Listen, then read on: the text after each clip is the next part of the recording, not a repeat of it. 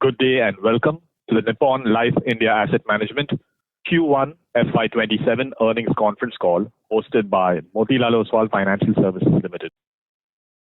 As a reminder, all participant lines will be in the listen-only mode and there will be an opportunity for you to ask questions after the presentation concludes.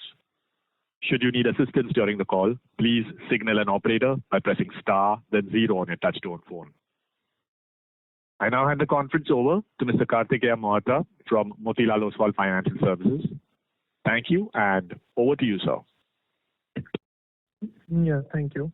Good evening, everyone. On behalf of Motilal Oswal, I welcome you all to Nippon Life India Asset Management's 1Q FY27 earnings conference call. We have along with us Mr. Sandeep Sikka, Managing Director and CEO, and the senior management team. We are thankful to the management for allowing us this opportunity. I would now like to hand it over to Mr. Sandeep, sir, for his opening remarks. Over to you, sir. Thanks, Kartikeya. Good evening and welcome to our Q1 FY27 earnings conference call. We have with us President and Deputy CEO Saugata Chatterjee, CFO Parag Joglekar, Deputy CFO Amol Balagi, Chief Digital Officer Arpan Saha, Head AIF Ashish Chogani, and Deputy Head AIF Ashwin Duggal, and Matsui-san, nominee from Nippon Life Japan. I would like to share the key highlights of our performance, and post that I'll hand it over to Parag to speak in greater detail on the recent industry trends as well as our performance, post which we will move to Q&A. Coming to the key highlights, I would like to start by mentioning that NAM India was the fastest growing AMC in the top 10 AMCs in Q1 FY27 on overall and equity AUM, both on year-on-year basis as well as quarter-on-quarter basis. This led to continued increase of our overall AUM and equity AUM market share. We had the highest increase in AUM market share in the industry in Q1 FY27, both year-on-year and quarter-on-quarter. In fact, we even had the highest absolute AUM growth in the industry in Q1 FY27.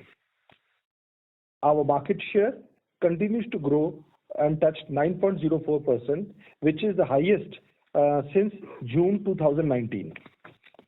Importantly, both our equity net sales market share and SIP market share remained well above our equity market share, with SIP market share in high single digits and equity net sales market share in double digits for the quarter. Moving to our financial performance, NAM India achieved its highest ever quarterly profit after tax at INR 5.04 billion, a growth of 27% year-on-year, as well as the highest quarterly operating profit at INR 4.94 billion, a growth of 31% year-on-year. Now I'd like to hand the call to Parag for further details on industry and our performance. So thank you, Sandeep. Good evening, everybody. Let me start off with the markets. Equity market in Q1 FY27 witnessed a rebound from prior quarter levels. The Nifty was up 7% quarter-on-quarter, while the Nifty mid-cap and small-cap indices were up 17% and 24% quarter-on-quarter respectively. The repo rate was flat quarter-on-quarter at 5.25%, while the 10-year G-Sec yield decreased by 29 basis quarter-on-quarter to 6.75%. Gold and silver prices declined 3% and 1% quarter-on-quarter respectively. Now moving to industry AUM and flows.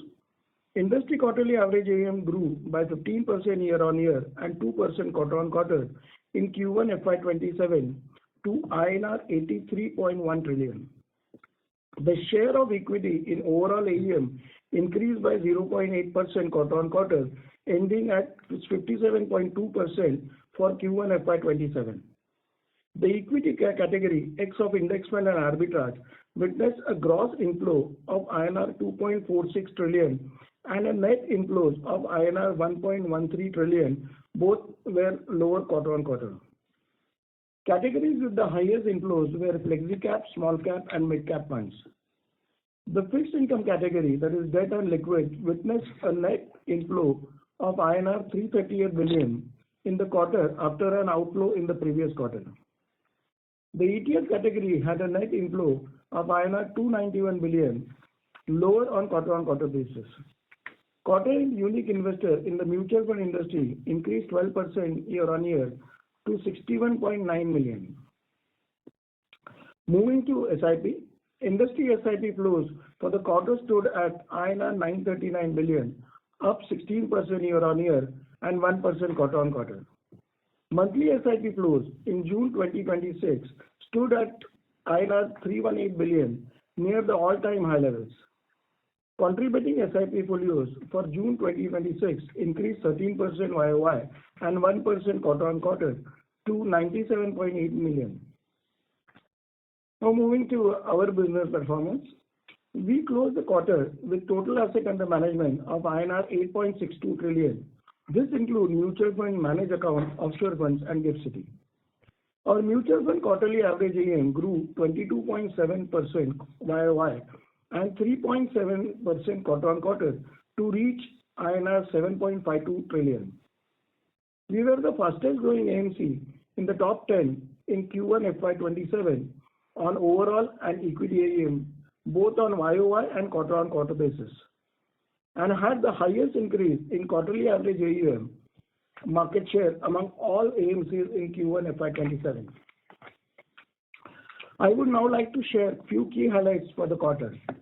Our mutual fund market share increased 54 basis year-on-year and 15 basis quarter-on-quarter to 9.04%. Our equity market share increased 34 basis year-on-year and 22 basis quarter-on-quarter to 7.38%. We achieved a double-digit net sales market share in the equity segment, X of index fund and arbitrage. We continue to have the largest investor base in the mutual fund industry with 24.1 million unique investors. We are humbled to have over 1 in 3 mutual fund investors invest with us. I would also like to touch upon some important aspect of our systematic book. I am happy to share that there has been a continued momentum in our systematic flows. Our monthly systematic book rose by 12% year-on-year to INR 37.2 billion for June 2026. This resulted in an annualized systematic book of INR 446 billion.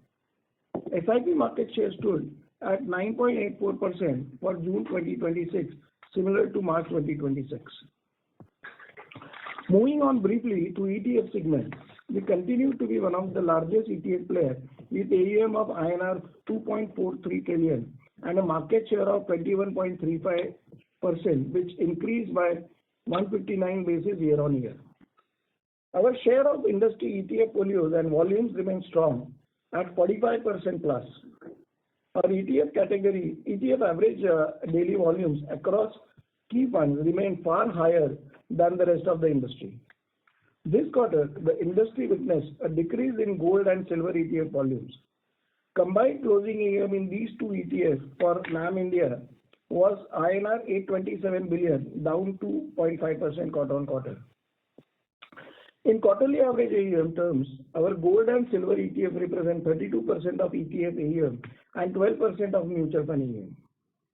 Moving on to our digital franchise, digital purchase transaction and new SIP transaction rose to 4.49 million in Q1 FY27, up 26% year-on-year. Digital business contributed 78% of the total new purchases transaction in the quarter. In Q1 FY27, NAM India mutual fund digital business sharpened its focus on long-term investor behavior by driving initiative to scale business and strengthen SIP habits, helping rebuild confidence in disciplined investing amid market volatility. I would like to briefly update you on our subsidiary and GIFT City. Starting with the AIF company, under Nippon India AIF, we offer category 2 and category 3 AIFs and have raised cumulative commitment of INR 95.8 billion across various schemes, up 18% year-on-year. In Q1 FY27, we raised INR 2.5 billion of commitments across various asset classes. Fundraising is currently underway for our listed equity fund, private credit fund, and direct VC fund. Nippon India Equity Opportunity Scheme 10, which is NEO 10, achieved its final close and is now fully drawn down. Nippon India Equity Opportunity Scheme 11 completed its second drawdown, and the fund is currently 50% drawdown stage. Nippon India Credit Opportunity Fund with second capital call in Q1 FY27 is drawn down to extent of 40%. On the offshore fund, our managed AUM stood at INR 147 billion, up from INR 139 billion in previous quarter. Moving to GIFT City, as stated previously, we currently have two feeder funds, namely Nippon India ETF Nifty 50 Bs GIFT Fund and Nippon India Large Cap Fund GIFT. The AUM in these funds stood at USD 48 million. Now on to our financial performance. For quarter Q1 FY27, revenue stood at INR 7.67 billion, up 26% year-on-year and 4% quarter-on-quarter. Other income stood at INR 1.7 billion, higher both YOY and quarter-on-quarter. Operating expenses stood at INR 2.73 billion, up 19% year-on-year and 11% quarter-on-quarter. Operating profit stood at INR 4.94 billion, up 31% year-on-year and flat quarter-on-quarter.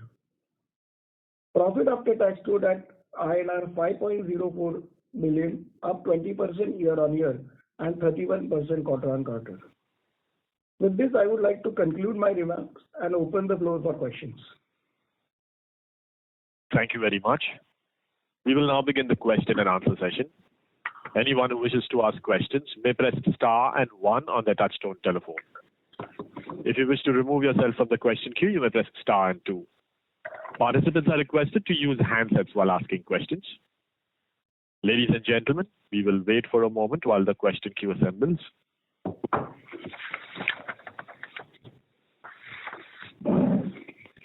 To ask questions, please press star and one.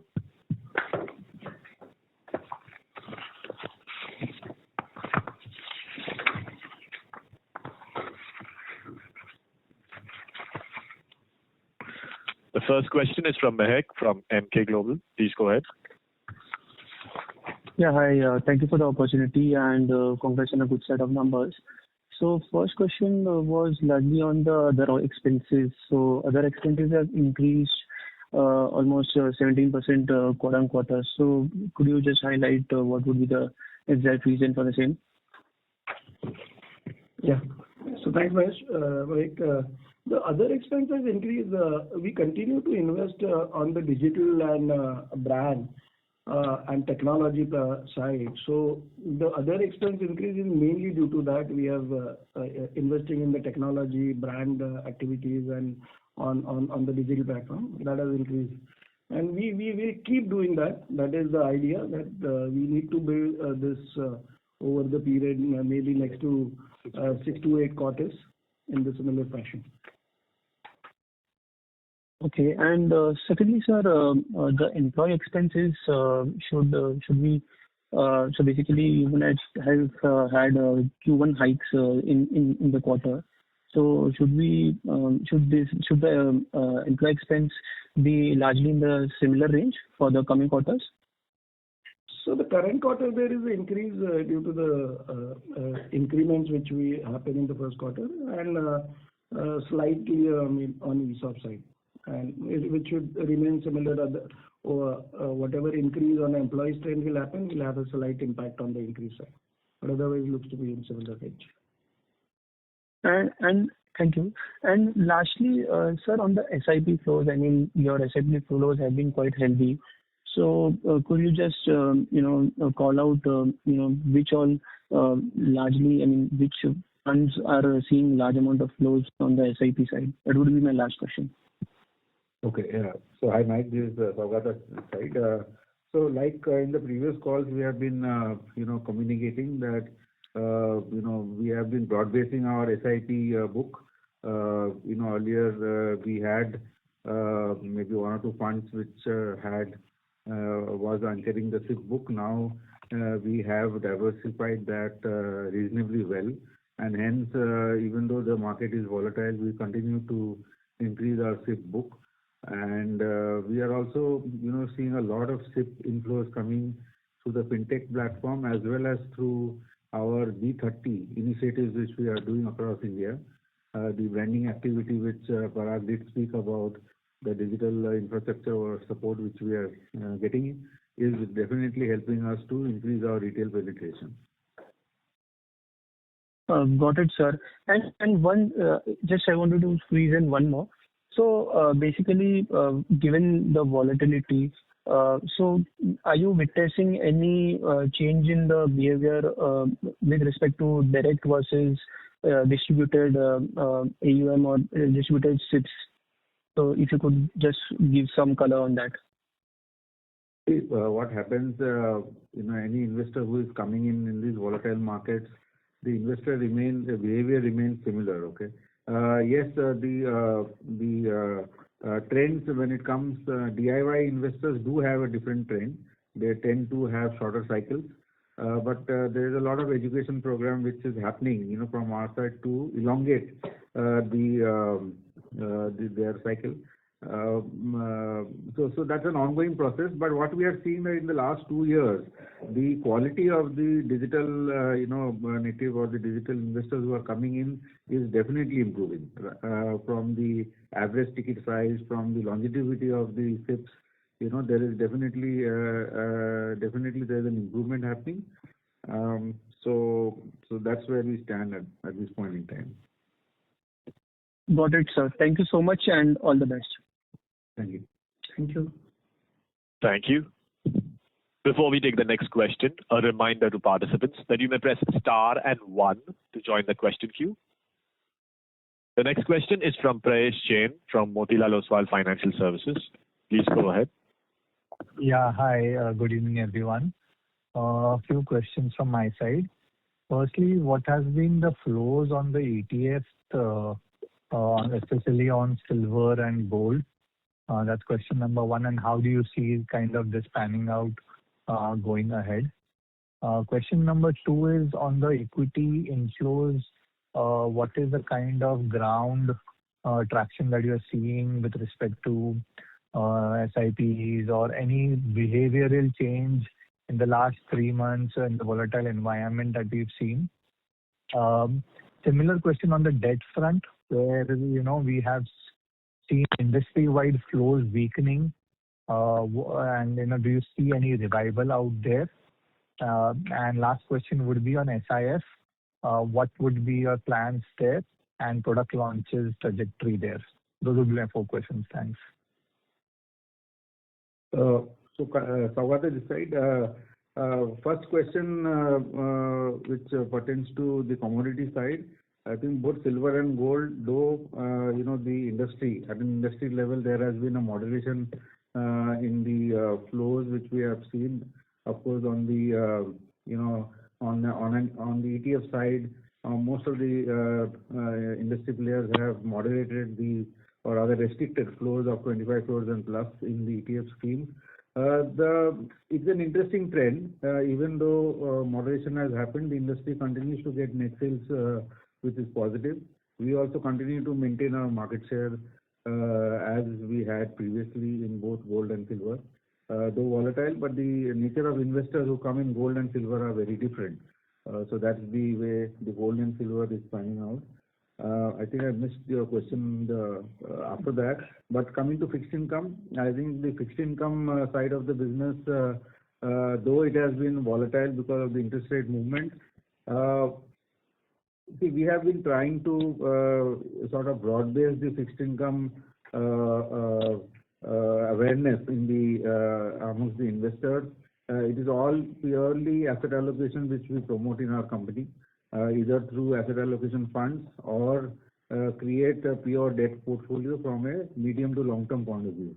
So maybe industry would have seen some volatility, but we are trying to de-risk the portfolio by bringing in more investors coming into the fixed income part of our business. But yes, there is definitely volatility in the fixed income from an industry point of view.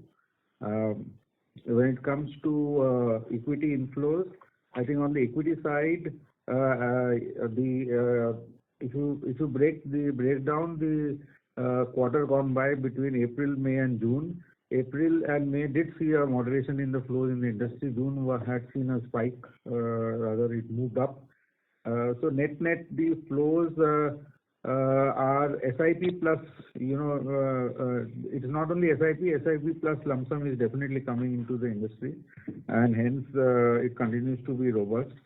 From our point of view, we continue to have higher double-digit net sales in the equity side, ex of index and arbitrage, and similar trend continues to be in the SIP. Behavior change, from a behavior change point of view, what we are finding is that if the general performance of certain categories which are large cap, multi cap, and the larger cap categories continue to be stressful, then maybe there can be moderation in flows in times to come, but we'll have to wait and see. As of now, there is no investor concern which we are seeing. Finally, on SIF, as we have been articulating, I think we are in a state of readiness, and as and when we get our approvals, we'll definitely launch the funds. But we would like to have a wait and watch approach in this category. Thanks for all those answers. One bookkeeping question, I don't know if you've answered this, the asset-wise yields, and what is the kind of guidance that you will have now? You've been guiding for a 1 to 2 basis points yields drop every year. Should we stick to that? And just extending that point, have you passed on the complete impact of the 5 basis points exit load in this quarter, or is there a partial impact there? Yes, surprise, the yields are equity is 54 basis ex of arbitrage, debt is around 25 basis, liquid is 12 basis, and ETF as a category is 25 basis. Overall, our yield remain constant at 38 basis currently on quarter. On the past, the TER changes which has happened, we have mostly passed on everything through the commission alignment, and there is no impact per se on the financial. The equity yields, could you repeat what was the equity yields? Equity was 54 basis ex of arbitrage. 54. Yeah, and 53 with the arbitrage number, which is got it. Thank you so much. I wish you all the best. And here you ask, we continue to think that to this pricing, this thing may drop on equity as the size goes up, which will be 1-2 basis on year. 1 to 2 basis points on overall yield, not on equity, right? Again, just overall. Okay. Thank you so much. Thank you. Participants who wish to ask questions, please press star and 1. Ladies and gentlemen, to ask questions, you may press star and 1. The next question is from Madhukar from JP Morgan. Please go ahead. Hi, sir. Congratulations on a good set of numbers. First, sir, we had restricted flows to the bullion ETFs. What's the update on that? Do we still have the restrictions? What are the restrictions? And were there any changes? Or what's the plan? When can we see that being lifted? And second, what is our base TER on base expense ratio, on the bullion ETFs and arbitrage?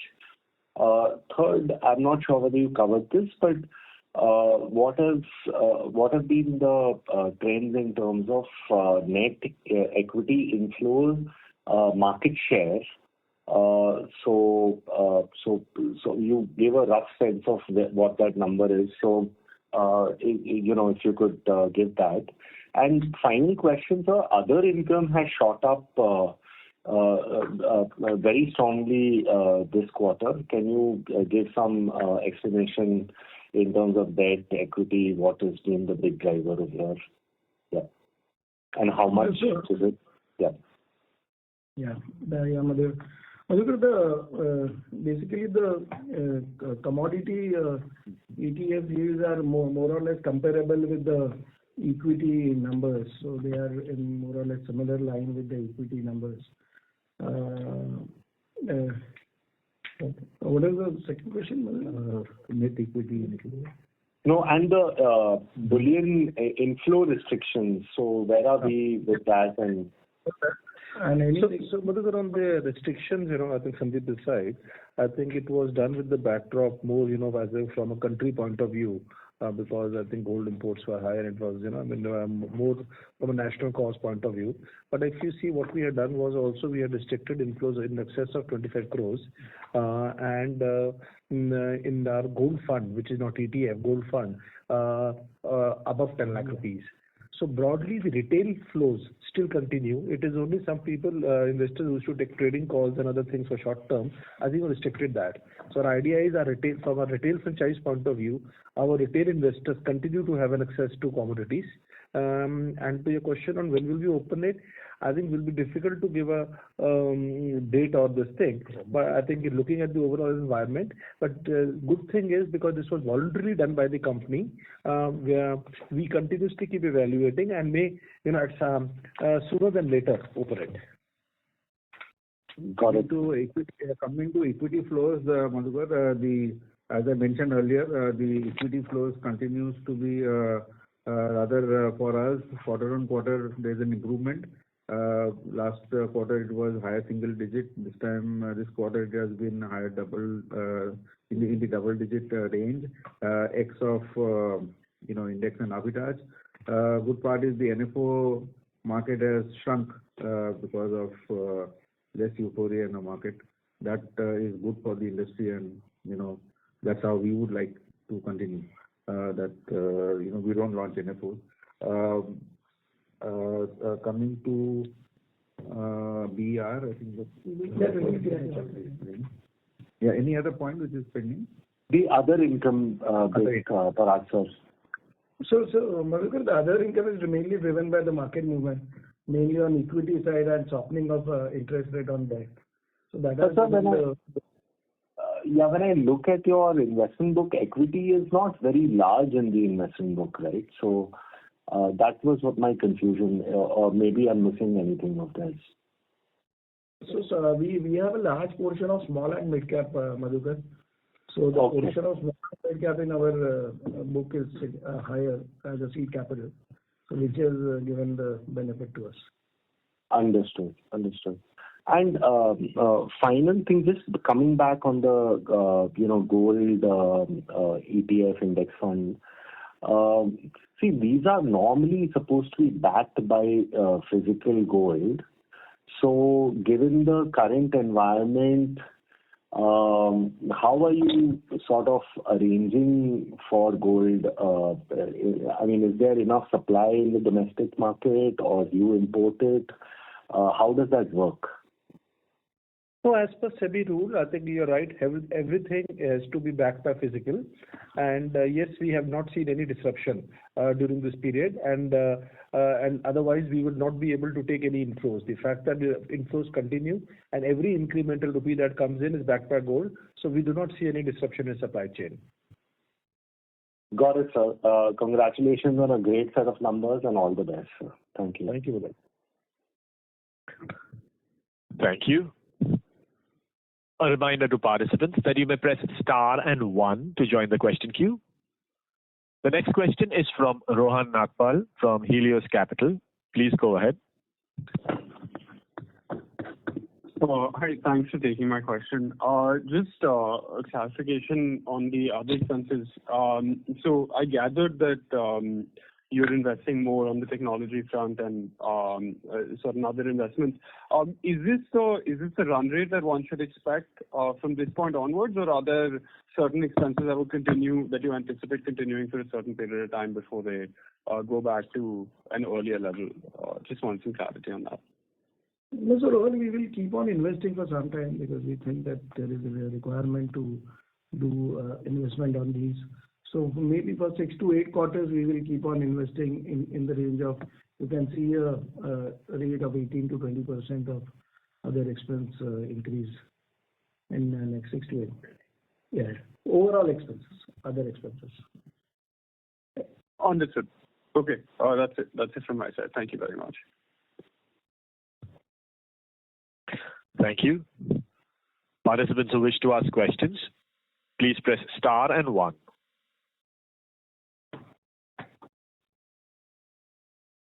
The next question is from Prayesh Jain from Motilal Oswal Financial Services. Please go ahead.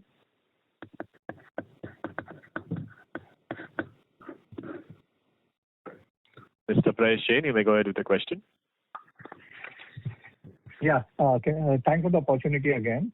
Asking on the overall expenses front, how should we think about the overall expense growth? You've been guiding for about a 15% growth overall expenses. So is that the guidance that you would like to stick to for the next 1 or 2 years? And second question. Sorry for that. Second question would be again on SIS. You just mentioned that you have so are the application for products being filed with the regulator, or they're still in the process? And there's quite a few things that are developing in the industry with regards to SIF. Now there are some distributor regulations also, examination regulations also that have been changed. Mutual fund and SIF examination to be merged. All those regulations are also being changed. So definitely, I think the industry is seeing this as a decent opportunity. Is it that we are just still waiting and observing, or the pipeline is very clear for us? And again, on the international front, any new developments or any new geographies that you're getting into, or any scale up or new launches that you're gonna look at in the new on the offshore side? Thanks. I think regarding SIF, I think as my colleague Saugata mentioned earlier, I think we're in a state of readiness. I think rather than getting into the nitty-gritty of what stage we are with the product and all, I think we are overall, I think, in a state of readiness. We ourselves believe, I mean, like you, we remain very optimistic on this space. But we also feel typically a lot of products which have been launched initially by the industry, they are very, they're the Me Too kind of a thing, most of them are very similar. I think they're just mutual fund plus. I think we believe, that I think this is a category because we have a very big retail franchise on the mutual fund side. We want to be very clear that I think the products we are going to be launching are very highly differentiated and from pure mutual fund play. So you'll see us. I think we already have a senior colleague, Andrew Holland, and his team on board. They're working on various things. So you will see us, launching and come, and we will be. For us, this will be a very important business strategy going forward. I think that's the only thing I can mention. I think for point number 1. To your second question on international, there are a lot of things are happening. I think both, for us, 2 markets remain critical. One is Japan, being our home country there, and on the other side, a recent JV that we have announced for our AIF business with DWS. So there are a lot of things happening, starting from launching of funds and also approaching institutional investors. Some of these things are binary 0-1. They take time to happen. Maybe in the subsequent earnings call, we'll have something more concrete to share. But I think specifically, and I'd like to touch on the JV with DWS, we believe, I think, from Europe, a lot more money can come to India, and DWS is the largest asset manager of Europe, and the JV has been done with that in mind.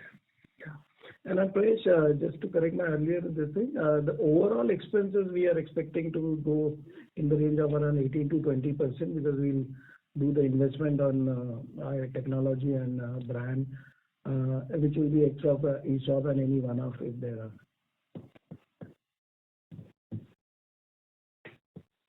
Hello.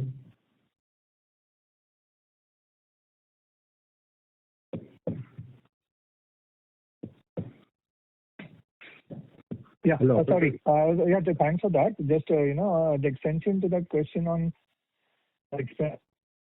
18% mix of ESOPs, and ESOP should be declining YOY on FY27?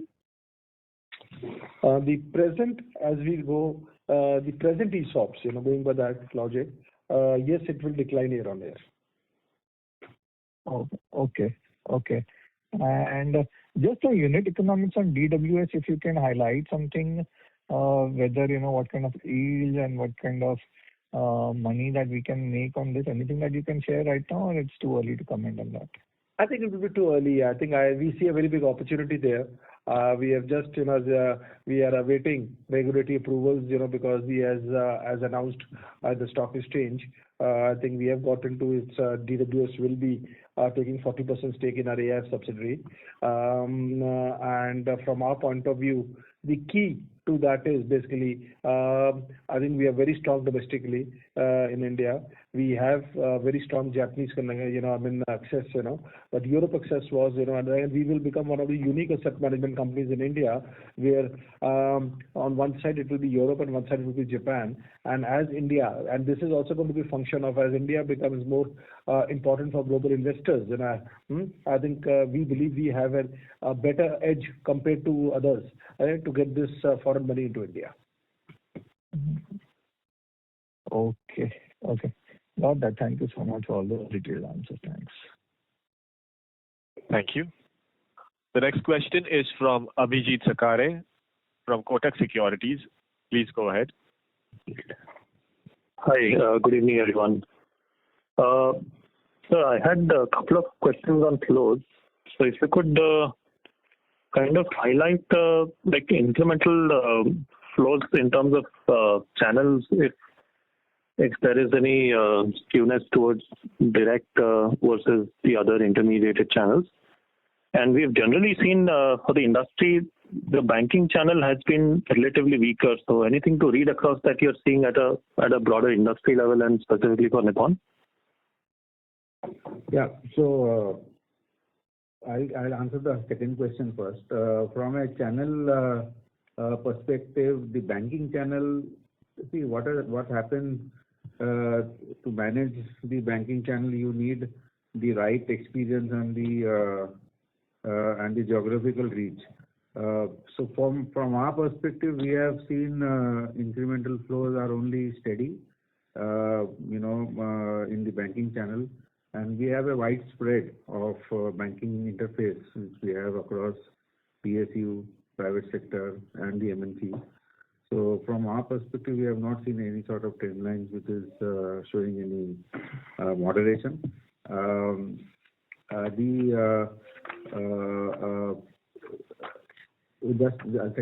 other question was on percentage share of direct to regular.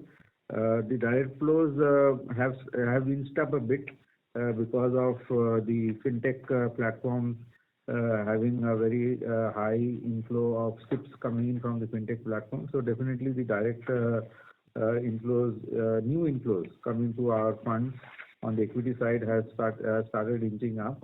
The distribution piece also continues to be strong from our end. So we are able to balance out the distribution of flows both into direct and regular plans. I think I'd just like to add one more thing, since we talked about the banking channel, while I think for us, we have always stated as a risk management, we have always a very strong de-risked business model.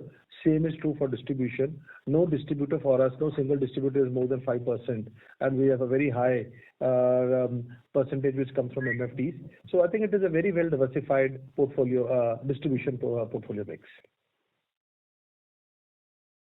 Got it, sir.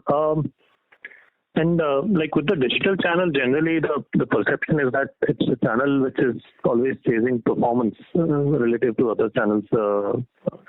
But when it comes to, let's say, the market volatility, is there a different trend in the sense that, the digital channel is more sort of by the dips versus the intermediated channel? Is there a color there? Hi, thanks for your question. I'm Arpan. So I think it's all about the way you would want to run your campaigns across your digital channels, because it's also one of our imperatives that we educate our customers So in a time of dips, it's not that everyone comes to buy, because if you see that the digital infrastructure is mainly visited by the Gen Zs more than anybody else. So the trust, process, and the confidence that we've been able to build up across our infrastructure, be it digital distribution or through user growth, that helps us to educate the customers in the right way.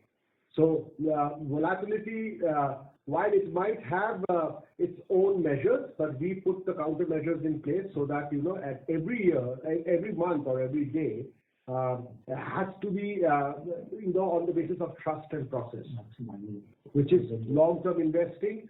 And we help them through digital platforms by nudges, by campaigns. So we are there 360 across the customer.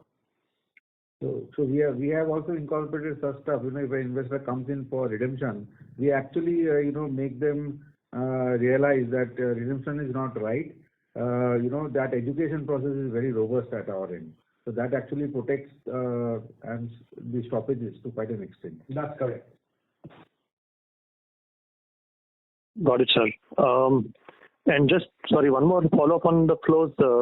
In terms of the funds which are attracting strong inflows, those continue to be the same funds, primarily small, multi, and large cap. Or is there a difference?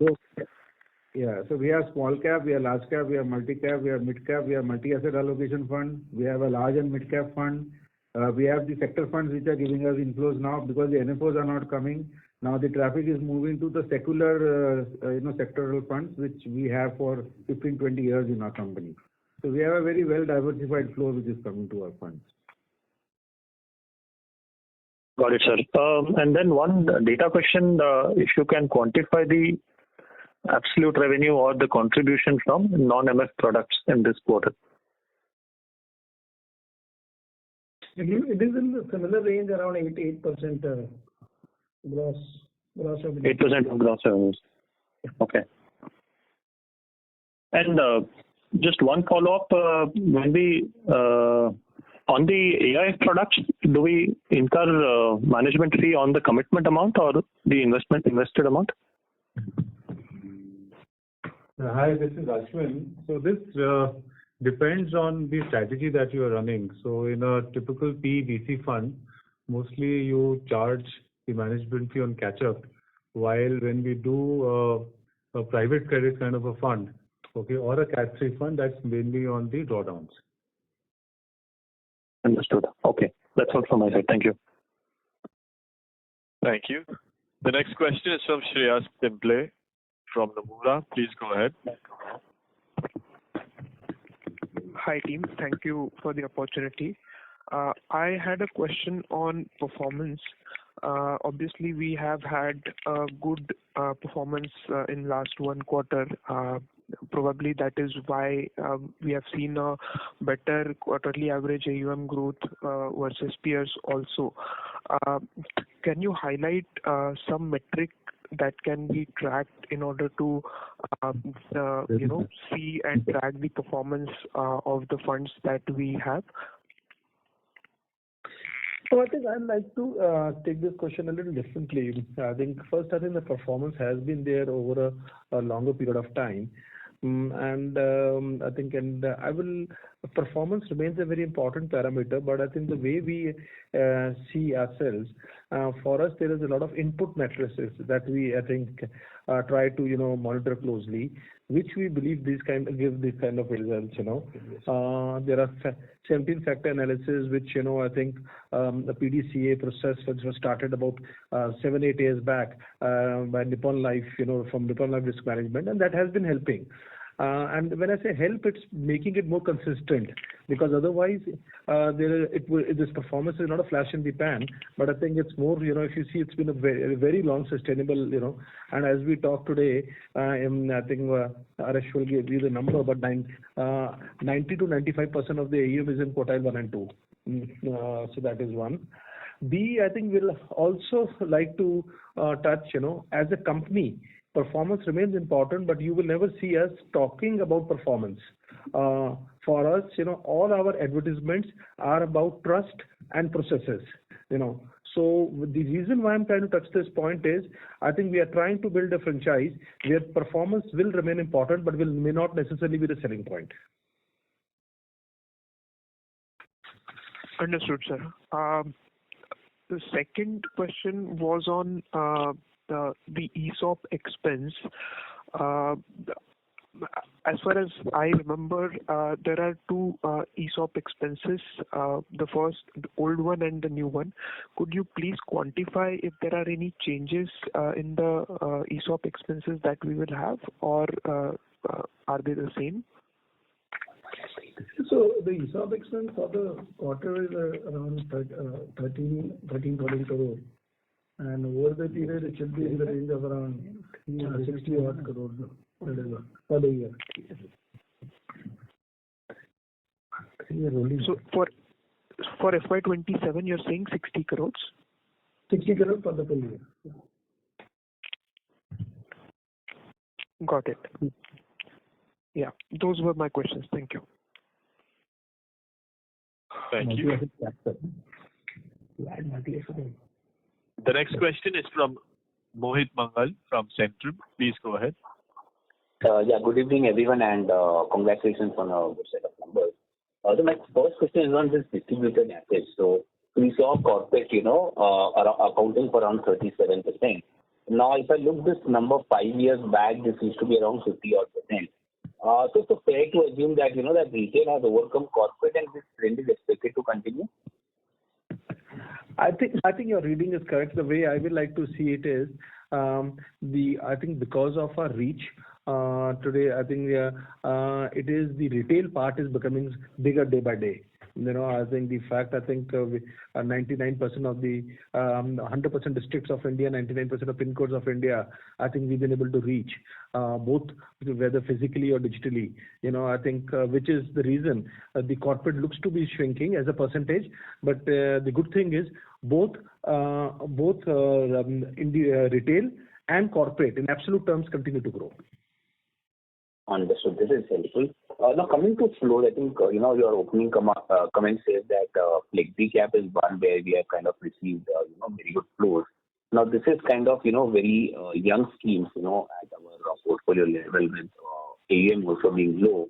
Whereas large and multi-asset kind of schemes are more than 500 odd billion. Yes. So just wanted to know how have been the flows in this schemes as well?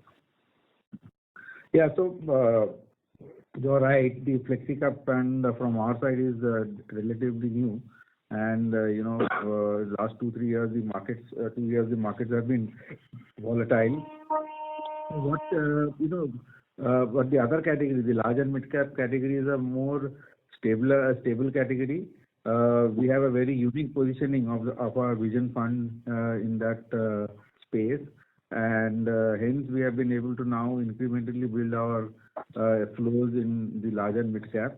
Flexi Cap, it will take us some time because we would like the market to be more stable, and therein the ability for the fund manager to keep have a nimble footed approach towards Flexi Cap strategy really helps. So for us it will be Vision Fund and then maybe Flexi Cap in times to come. So we also would like to share that even though that category is large, most of the players in that category are large cap biased, and hence probably from our perspective we would like to be true to the label, and even though it may lead us to be lower in the performance rankings, we would not like the mandate of the fund to change to attract flows, and we have enough funds to play the large cap space. Understood. This is very helpful, and all the best. Thank you. Thank you. The next question is from Raghavesh Sharan from JM Financial. Please go ahead. Hi sir, thanks for the opportunity. So I essentially wanted to double click on the AIF PMS piece. So first, hygiene. So the entire thing except the offshore business comes in the standalone. No, so AIF is a different subsidiary, and offshore is a different subsidiary. And the PMS, but it comes in the EMS is a part of in the the center. Okay. And at say around 60 odd crores of revenue in a quarter, I assume half of that would be going towards fee and commission expense. So are we break even, and what is the path to break even there if we are not? And for your view, when does it really become a significant contributor to bottom line? Yeah, so it's a profitable company. It's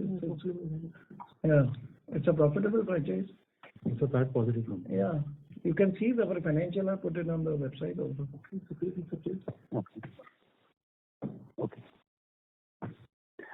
Okay. And secondly, on the fintech, like the largest fintech there gives out its the second flows. So over there, does our market share trend, and is it very volatile, or is it stable at say somewhere around the 10%, which is our flow market share across the board? No, I think, hi, Arpan over here. I think we have been able to spread our distribution across the digital ecosystem, where fintech is just a part of it. And that is how we want to be, all right? And we ensure that there is kind of an equitable distribution even across fintechs. Market share, yes, we tend to stay on the top 3 on the fintech space. And I think that's the way it's going to be in the times to come. Okay, sir. Thanks for the answers. Thank you very much. That was the last question. I would now like to hand the conference over to the management team for closing comments. So, thank you all for taking out the time to join us on the call today. If there are any queries, we will be happy to address the same post this call. Thank you. Thank you very much. On behalf of Motilal Oswal Financial Services, that concludes the conference. Thank you for joining us, ladies and gentlemen. You may now disconnect your lines.